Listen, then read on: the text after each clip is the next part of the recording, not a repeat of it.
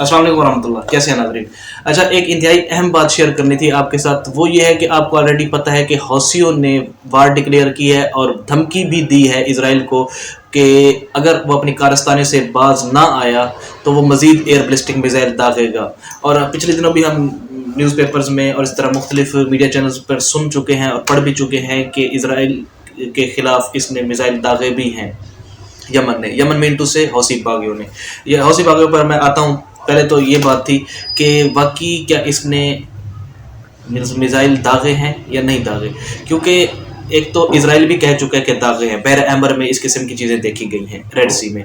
और इसी तरह ये कह रहा है, अमेरिका भी कह रहा है कि रेड सी में वाकई इस किस्म की चीज़ें देखी गई हैं, अननोन एयर बैलिस्टिक मिसाइल्स। तो अब बात कुछ यूँ है कि ये जो हौसी हैं ये कहाँ पर हैं।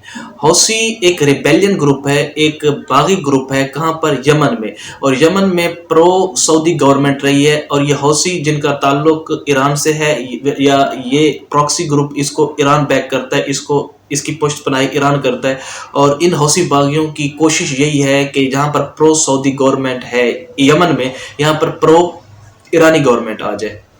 और तो और इन हौसी बागियों ने मुख्तलिफ यमन के इलाकों पर कब्जा भी कर लिया है और कैपिटल ऑफ यमन सना पर भी इनका कब्जा है।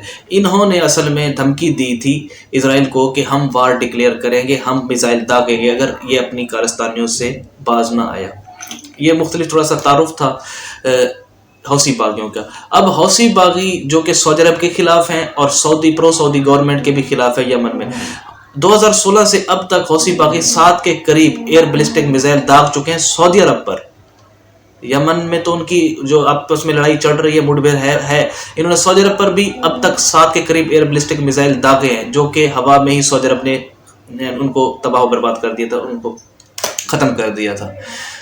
तो ये जो गवर्नमेंट है, ये अब मुख्तलिफ इलाकों पर इन्होंने जो कायम कर ली है हौसी बागियों ने, ये अगेंस्ट है सऊदी अरब, ये है against pro Saudi government in Yemen, ये इन दोनों के मुखालिफ है। और अब जबकि ये मिसाइल इन्होंने अगर दागा है पहले, और अब अगर ये दागेंगे, ये कहाँ से दागेंगे? थोड़ा सा हम लोकेशन देखते हैं जहाँ पर हौसी बागी मौजूद है। ये है यमन में। यमन की जो सरहद मिल रही है सऊदी अरब के साथ, और सऊदी अरब के साथ फिर जॉर्डन है, जॉर्डन से भी आगे है इसराइल। तो अब जब ये एयर बैलिस्टिक मिसाइल दागेगा तो कहाँ से जाएगा? सऊदी अरब के भी ऊपर से ये एयर बैलिस्टिक मिसाइल यानी कि जाएंगे। तो क्या सऊदी अरब चुप करके बैठा रहेगा?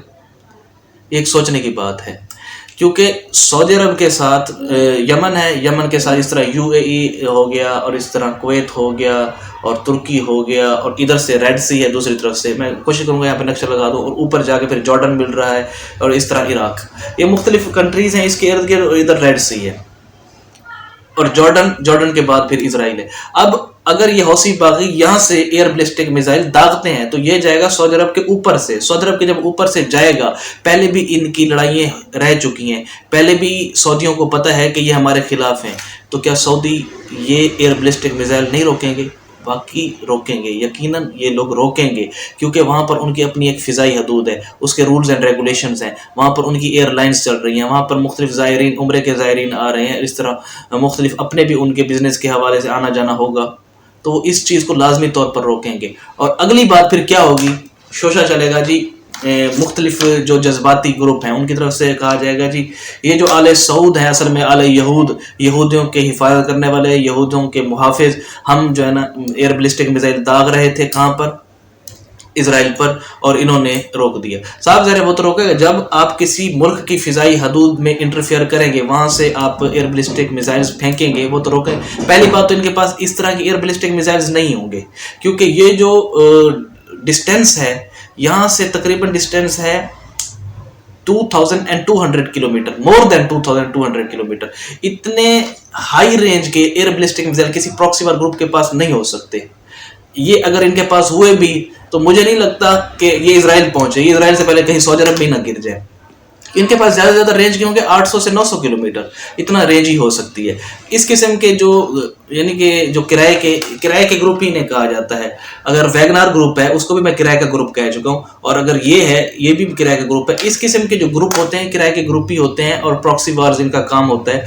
अब जब ये अगर यहाँ से मिसाइल दागते हैं, अगर उसकी रेंज ना हुई तो پہلے گر گیا سعودی عرب میں، تو یہ پھر ایک نیا شوشہ چل پڑے گا۔ سعودی عرب جو کہ ابھی ٹھنڈا کیا ہے معاملہ، چائنا نے انٹرمیڈیشن کی ہے ایران اور سعودی عرب کے درمیان میں، اب جب کہ حوثی باغیوں نے اگر کوئی غلطی کی تو پھر سعودی تو یہی کہیں گے، کیونکہ یہ گروپ اس کی پشت پناہی کر رہا ہے ایران، اور اگر اب اس نے کوئی کارروائی کی ہے تو اس کے پیچھے ایران کا ہاتھ ہے، دوبارہ سے ان کے حالات پھر ناسازگار ہو جائیں گے، دوبارہ سے ان کے حالات خراب ہو جائیں گے۔ تو یہ ایک عجیب سی ایک گتھی ہے جو کہ سمجھ سے باہر ہے۔ اگر حوثیوں نے دھمکی دی بھی ہے تو یہ چیز کیا ہے، ان کے پاس واقعی کیا میزائل ہے؟ اگر میزائل ہے تو انہیں پتہ نہیں ہے کہ سعودی عرب یہ میزائل روکے گا۔ تو آپ اس نقشے کو سمجھیں اور تھوڑا سا خود اینالائز کریں کہ یہ کس قسم کی ایک کھچڑی بنائی جا رہی ہے۔ مجھے نہیں لگتا کہ یہ صرف ایک دھمکی ہی ہے، جیسا کہ ایران آلریڈی دھمکیاں دے چکا ہے اور اس کا پھر نقصان بھی ہوا ہے۔